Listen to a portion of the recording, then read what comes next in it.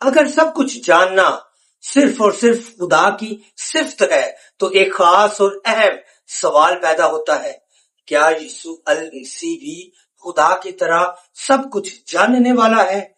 کہ بائبل مقدس یسوع المسیح کے بارے میں اور اس کے غیر معمولی علم کے بارے میں بیان کرتی ہے کہ وہ سب کچھ جاننے والا ہے، اور دوسری طرف یسوع المسیح خود فرماتا ہے کہ اس وقت اور اس گھڑی کی بابت کوئی نہیں جانتا، نہ بیٹا مگر صرف باپ۔ ان دونوں باتوں کو ہم کیسے ایک ساتھ سمجھ سکتے ہیں؟ آج ہم قرآن مجید اور بائبل مقدس کی روشنی میں اس سوال کا جواب تلاش کریں گے۔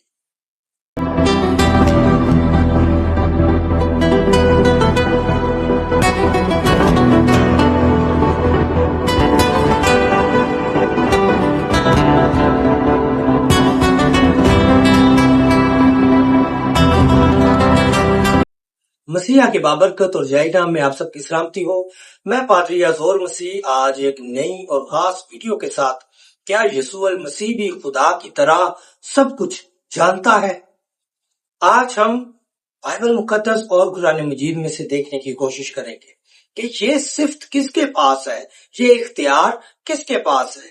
سب سے پہلے ہم قرآن مجید میں سے دیکھیں گے سورۃ البقرہ، اور یہ دوسری سورہ ہے اور اس کی 255ویں آیت۔ یہاں پر کچھ یوں مرقوم ہے، اللہ جانتا ہے جو کچھ ان کے آگے ہے اور جو کچھ ان کے پیچھے ہے، اور انسان اللہ کے علم سے اتنا ہی جان سکتا ہے جتنا اللہ خود اس پر ظاہر کرے۔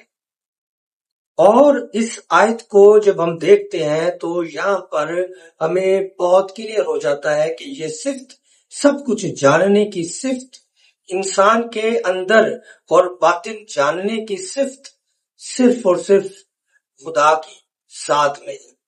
دوسرا ریفرنس سورۃ الملک اور اس کی یہ 67ویں یہ سورہ ہے، اور اس کی 13ویں اور 14ویں آیت کا جب ہم مطالعہ کرتے ہیں تو یہاں پر لکھا ہے، بے شک اللہ دلوں کے رازوں کو خوب جانتا ہے۔ یعنی قرآن کے مطابق سب کچھ جاننا اور انسان کے باطن کو جاننے والا صرف اور صرف خدا ہے۔ اسی اصول کو سامنے رکھتے ہوئے ہم بائبل مقدس میں سے دیکھیں گے کہ بائبل مقدس اس کے تعلق سے کیا کہتی ہے۔ سب سے پہلے یوحنا رسول کی معرفت لکھا گیا انجیلی بیان، اور اس کا 2 باب اور اس کی 23ویں سے 25ویں آیت کا ہم مطالعہ کریں گے۔ یہاں پر کچھ یوں مرقوم ہے، جب وہ یروشلم میں فسح کے وقت عید میں تھا تو بہت سے لوگ ان معجزوں کو دیکھ کر جو وہ دکھاتا تھا، کون؟ یسوع المسیح، اس کے نام پر ایمان لائے، لیکن یسوع اپنی نسبت ان پر اعتبار نہ کرتا تھا، اس لیے کہ وہ سب کچھ جانتا تھا اور اس کی حاجت نہ رکھتا تھا کہ کوئی انسان کے حق میں گواہی دے، کیونکہ وہ آپ جانتا تھا کہ انسان کے دل میں کیا کیا ہے۔ یہاں پر بائبل جو ہے وہ واضح طور پر بتاتی ہے کہ انسان کے اندر کی حالت کیا ہے اور باطن کی حالت جو صرف اور صرف خدا جان سکتا ہے۔ یہاں پر وہ سب کچھ یسوع المسیح جانتا ہے۔ یہ صرف ظاہری چیزوں کی بات نہیں کی جا رہی، بلکہ یہاں پر لکھا ہے کہ انسان کی اندر کی حقیقت کے بارے میں وہ جانتا تھا، اور وہ جانتا تھا کہ اس کے اندر کیا کیا ہے۔ نمبر 2، دوسرا حوالہ یوحنا کی انجیل اور 16واں باب اور اس کی 30ویں آیت کا ہم یہاں پر مطالعہ کریں گے، اور یہاں پر کچھ یوں مرقوم ہے، اب ہم جان گئے۔ کون کہہ رہا ہے یہ؟ یسوع المسیح کے حواری، اس کے شاگرد۔ اب ہم جان گئے کہ تو سب کچھ جانتا ہے اور اس کا محتاج نہیں کہ کوئی تجھ سے پوچھے، اس سبب سے ہم ایمان لاتے ہیں کہ تو خدا سے نکلا ہے۔ یہاں شاگرد جو ہے، جو یسوع المسیح کے شاگرد تھے، وہ یسوع المسیح کے سامنے اقرار کرتے ہیں اور ایمان لاتے ہیں کہ ہم سب جو ہے وہ اس بات کو جان گئے ہیں کہ اے یسوع تو سب کچھ جاننے والا ہے اور تو خدا سے نکلا ہے. لیکن یہاں پر اعتراض بھی ایک بنتا ہے کہ جب ہم متی رسول کی معرفت لکھا گیا انجیلی بیان پڑھتے ہیں تو وہاں پر اس کے 24ویں باب اور اس کی 36ویں آیت سے جب ہم پڑھتے ہیں تو یہاں پر یسوع مسیح نے فرمایا کہ اس وقت اور اس گھڑی کی بابت کوئی نہیں جانتا. سو یہ ریفرنس کیا ہے؟ آئے ہم دیکھیں متی رسول کی معرفت لکھا گیا انجیلی بیان اور 24واں باب اور اس کی 36ویں آیت سے ہم 2-3 آیات آگے پڑھیں. لیکن اس دن اور اس گھڑی کی بابت کوئی نہیں جانتا، نہ آسمان کے فرشتے، نہ بیٹا، مگر صرف باپ. جیسا نوح کے دنوں میں ہوا ویسا ہی ابن آدم کے آنے کے وقت ہوگا.